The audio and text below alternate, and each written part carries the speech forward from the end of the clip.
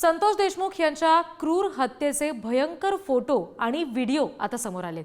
हैवानांनी देशमुखांना हाल करून मारलेत आणि तेव्हाच 15 व्हिडिओ आणि 8 फोटो काढलेले आहेत। संतोष देशमुखांच्या हत्येचे काळजाचा थरकाप उडवणारे हे फोटो आणि व्हिडिओ पुढारी न्यूजकडे सुद्धा आहेत। ही सध्या दृश्य आपण पाहतोय। अगदी सैतानाला सुद्धा लाजवेल असं मारेकरांचं हे कृत्य आहे।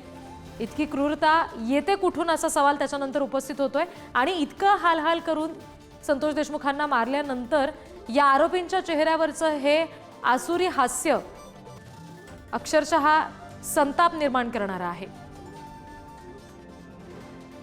ही सगळी दृश्य आपण पाहतोय।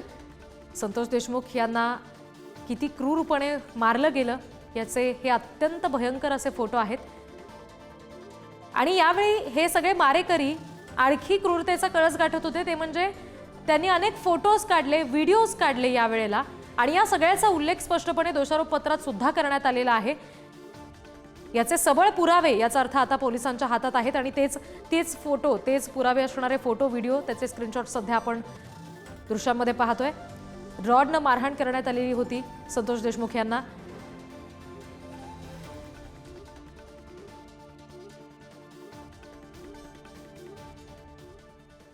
तर संतोष देशमुख हत्या प्रकरणामध्ये व्हॉट्सॲप कॉल हा अत्यंत महत्त्वाचा पुरावा ठरलाय। मारहाण झाली त्यावेळेला कृष्णा आंधळेने मोकारपंती या ग्रुपमध्ये कॉल केलेला होता। 5 ते 6 जणांनी देशमुखांना होणारी ही मारहाण त्यावेळेला पाहिली सुद्धा। व्हिडिओमध्ये दिसणारे व्यक्ती आणि ताब्यातील आरोपींची फॉरेन्सिक तपासणी केली गेली। मारहाणीचे काही फोटो पुरावे म्हणून जोडले गेलेले आहेत। सुदर्शन घुले, सुधीर सांगळे, प्रतीक घुले हसत संतोष देशमुखांना मारहाण करतात असे या व्हिडिओमध्ये सुद्धा दिसतंय। जे नुकताच आपण फोटो पाहिले त्याच्यामध्ये अगदी स्पष्टपणे आपण हे सगळे पुरावे पाहू शकलोय।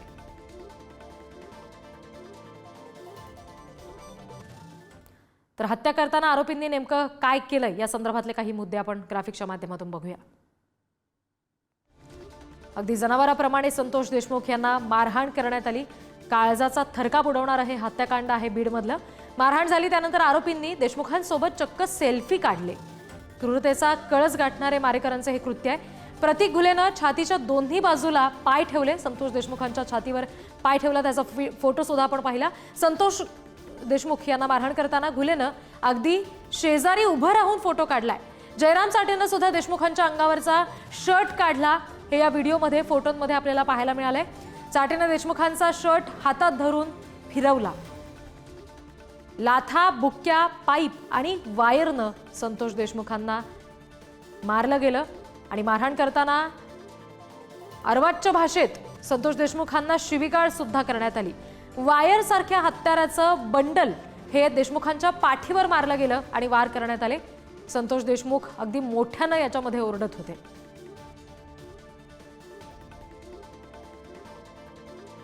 आणि देशमुख ओरडत होते पण आरोपी महेश केदार मात्र त्याचा व्हिडिओ करत होता।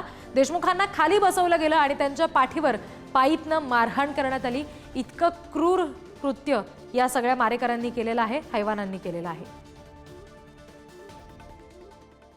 तर संतोष देशमुख हत्या प्रकरणाचा सूत्रधार वाल्मिक कराडच असल्याचं सीआयडीच्या आरोपपत्रामधून स्पष्ट झालंय। पवन चक्कीच्या अधिकाऱ्यांना वाल्मिक कराडनं फोनवरून धमकी दिलेली होती। अधिकारी सुनील शिंदेंना विष्णू चाटेच्या फोनवरून कराडनं धमकी दिल्याचं आरोपपत्रामध्ये नमूद केलंय। विष्णू चाटेच्या मोबाईलमधील संवाद आरोपपत्रामध्ये नमूद केलेला आहे। खंडणी प्रकरणामध्ये अडथळा ठरल्यामुळे कराड गँगकडून देशमुखांची हत्या करण्यात आली। हा संवाद नेमका काय घडला आपण ग्राफिक्सच्या माध्यमातून बघूया।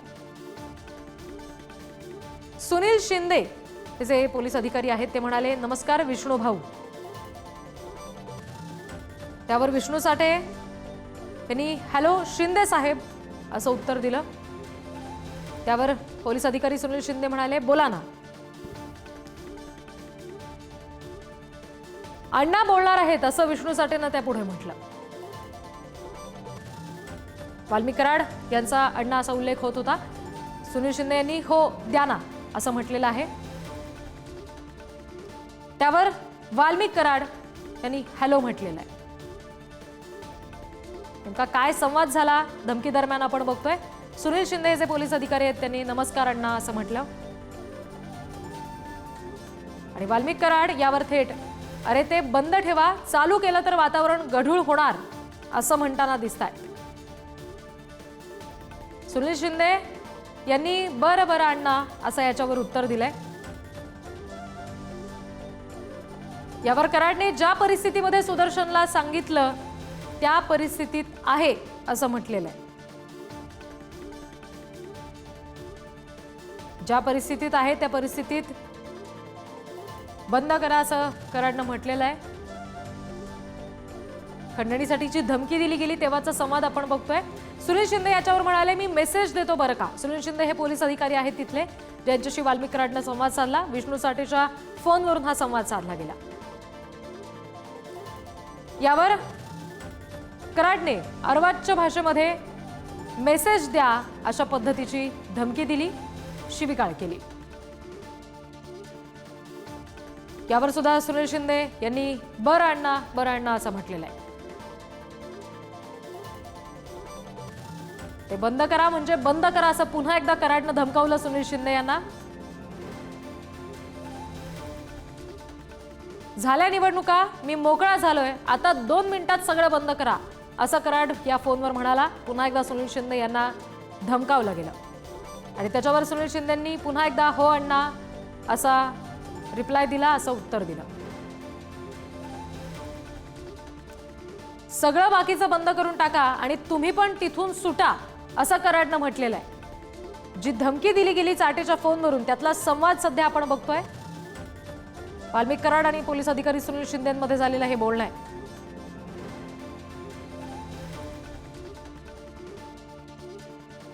सांगरे सुदर्शनला फक्त मारामार करू नको म्हणावं असं कराडनं म्हटलेलं आहे. काम चालू झालं तर याद राखा अशी धमकी कराडनं सुनील शिंदे या पोलीस अधिकाऱ्याला दिली आणि त्यावर सुनील शिंदेंनी पुन्हा एकदा अण्णा हो असं उत्तर दिलेलं आहे.